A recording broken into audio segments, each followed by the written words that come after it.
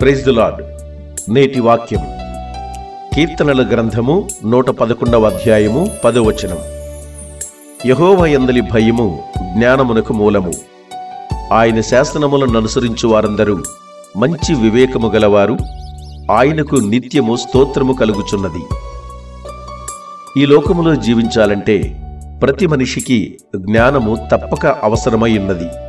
అయితే ఈ లోక జ్ఞానము తన దృష్టికి వెర్రితరముగా ఉన్నదని దేవుడు సెలవిస్తున్నాడు. మరి ఏ జ్ఞానము మానవునికి ప్రయోజనకరముగా ఉంటుంది అంటే పైనుండి వచ్చు జ్ఞానము మాత్రమే. ఈ జ్ఞానము పరలోక సంబంధమైనదై దైవత్వముతో కూడినదై మానవునికి భౌతికముగాను ఆత్మీయముగాను ఎంతో ప్రయోజనకరమైనదిగా ఉంటుంది. ఈ జ్ఞానాన్ని ఎలా పొందుకోగలం అంటే దేవుని ఎడల భయము కలిగి ప్రవర్తించినప్పుడు, ఆయన శాసనములను పూర్ణ హృదయముతో అనుసరించినప్పుడు. అప్పుడు మనం దేవుని దృష్టిలో జ్ఞానులముగా మంచి వివేకము కలిగిన వారముగా కనపడతాము. దీని ద్వారా ఆయనకు నిత్యము స్తోత్రము కలుగునుగాక. ఆమేన్.